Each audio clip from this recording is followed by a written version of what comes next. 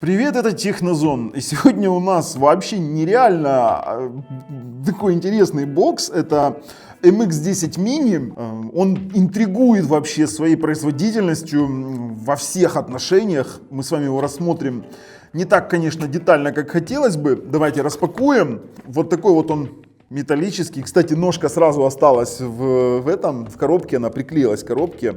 Отпала, поэтому будет он с тремя ножками. Нет, надо отлепить, надо ее прикрепить обратно к нашему боксу, чтобы он был полноценный четырехножечный. Короче, ребят, это модель MX-10 Mini на Rockchip 3328 с 2 гигабайтами оперативной памяти. Он в металлическом корпусе, что в принципе должно было бы улучшить охлаждение столь горячих процессоров Rockchip 3328, и снизу есть еще диффузоры охлаждения. Но, блин, ребят, у этой приставки серьезные проблемы. Вернее, у приставки нет серьезной проблемы. Приставка стоит дешево, и рассчитывать на то, что она будет мега-супер адекватная и супер производительная, не стоит. Я вам честно скажу, мне нравится Rockchip 3328, потому что, на приставках с Rockchip запускается хорошо такие вещи, как Core Elec, Libre Elec, либо Alex Elec. В общем, об этом будет отдельный выпуск. И советую вам подписаться, если хотите посмотреть, что это такое, как с этим работать. Но данная приставочка поразила. Действительно, задумка была неплохая. И хотели они сделать из нее нормальное решение для Rockchip, USB 3.0, USB 2.0, TF-карта, LAN, я даже не проверял насколько, аудио-видео выход. Самое главное ее достоинство — это цена. Кстати, ссылку положу в описании под видео, может кто-то захочет с ней побаловаться, но я вам категорически не советую этого делать. У нас все это вылилось в то, что на этой приставке не работает нормально ни Wi-Fi модуль, нагрев у нее составил почти 100 градусов. В тротлинг-тесте она дошла 97 градусов. Результат тротлинг-теста выглядел как отрыжка демона магмой, понимаете, из жерла вулкана. К тому же, я даже не знаю, как на этом можно что-то смотреть. У нас результат теста скорости Wi-Fi составил такие рекордные себе 0,95 мегабита. И это на Tenda EC18 с усилителем сигнала 2.4. Что могу тоже сказать сразу, для чего можно использовать эту приставку? Ее можно, откровенно говоря, взять и выкинуть в окно. То есть есть такое понятие — сделать из нее окно ТВ, если вы понимаете, о чем я говорю. Но эта приставка достойна именно такого названия. А вообще, если вам интересно, то я действительно покажу пару тестов. Дождитесь самого по себе обзора. Но это очень горячее решение. Я вам честно скажу, что за малые деньги можно найти более лучшие решения. Кстати, ссылки на обзоры и на такие вот более-менее адекватные бюджетные решения я положил в описании под видео. Но вот эту вот приставочку, конечно же, я не могу советовать, но советую вам дождаться в конце видео нашего резюме, что с ней можно еще сделать. Ну а перед тем, как перейти к самому обзору этого мега-супер-чудо-говнобокса, я советую вам нажать подписаться и колокольчик. Почему? Потому что, у нас проходят крутые акции и розыгрыши. Все условия текущей акции в описании под видео. А чтобы не пропустить все наши дальнейшие обзоры очень хороших смарт-TV-боксов типа Belink GT1 Mini, Minixов, Lugosов. Следующее у нас будет Belink GT1 King или GT King. Кстати, мы его уже ждем. Подписываемся, друзья, нажимаем колокольчик и не забываем про наши соцсети. Viber, Facebook, ВКонтакте, официальный канал Telegram и мой личный Instagram, если кому интересно. Вся информация тоже в описании под видео. Но сейчас я говорю вам хавабанг, ребята. Это же Бубльгум. Поехали смотреть на дерьмобокс. Воу, стоп, забыл, ребят, давайте еще комплектацию посмотрим. Если вам мало того, что я вам сказал, то здесь есть вот такой вот стандартный пульт, и есть зарядка, и есть кабель, тоже ноунейм. Смотреть здесь особо не на что, поэтому вот теперь вот действительно поехали.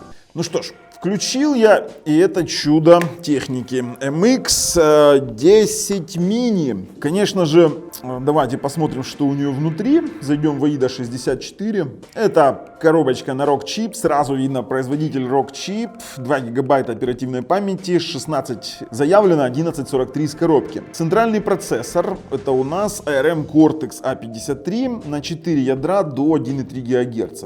Это Rockchip 3328, по крайней мере так заявил производитель, не будем проверять. За отображение у нас отвечает, сейчас посмотрим, да, это 3328, вот мы видим в самой системе. Mali 450 с поддержкой OpenGL ES 2.0. Сеть у нас 2,4 ГГц, мы сейчас ее подключим. Температура у нас сейчас в режиме простоя 51, 52, 54 градуса. Все, казалось бы, хорошо, но хорошо это до того момента, как мы что-нибудь начнем на ней делать. Из кодеков у нас есть даже поддержка VPN, и он вроде бы как должен играть 4К 60 FPS в YouTube. Но это все мелочи жизни. Давайте включим CPU-индикацию.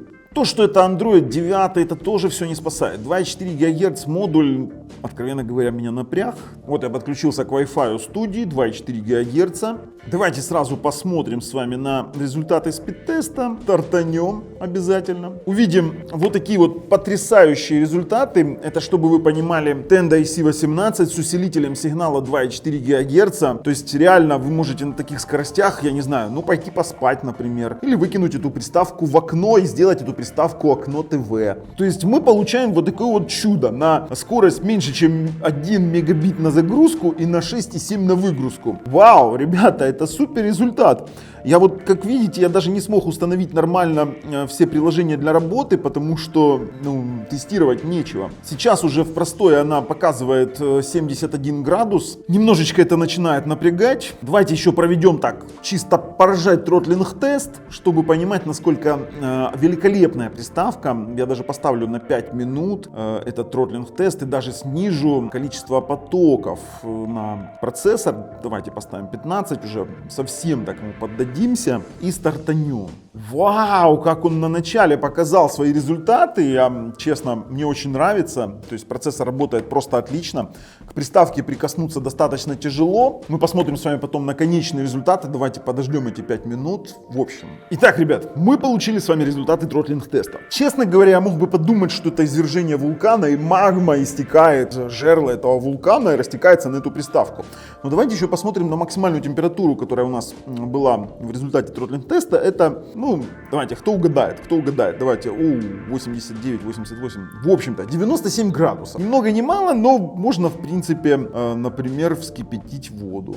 Я так понимаю, через 3 градуса. То есть, если бы я сделал тест не 5 минут, то через 3 градуса, в течение 10 минут можно было бы начать кипятить воду. Нормуль. Я считаю, что, в принципе-то, Rockchip 3328 сам по себе горячий процессор, но я видел реализацию на 3328 намного лучше, где он не тротлит и держит температуру до 80-85 градусов, что, в принципе, это для Rockchip'ов-то неплохо. Но, в общем-то, я не буду даже ничего тестировать, потому что, я не смогу это сделать на такой скорости интернета, а б, я просто боюсь, что у меня здесь что-то рванет. Поэтому переходим, резюмируем, делаем выводы, думаем, что мы с этим говнобоксом будем делать. Ну что ж, ребят, у нас так и не получилось ничего сделать на этой приставке. Конечно, хитрожопые мудрецы делали его несовместимым с CPU-монитором, для того, чтобы мы не могли отслеживать температуру в режиме реального времени. Но мы все-таки смогли посмотреть температуру. Температура нас поразила. В принципе, он сейчас горячий, мне его достаточно тяжело держать, с учетом того, что у него металлический корпус, я его только отключил от рекордера. Здесь была включена G20S, мой пульт. Я сейчас выткну, попробую его куда-нибудь деть, например, в окно ТВ, как мы и договаривались. Я вытыкаю вот эту штуку, она начинает пикать, и твою мать!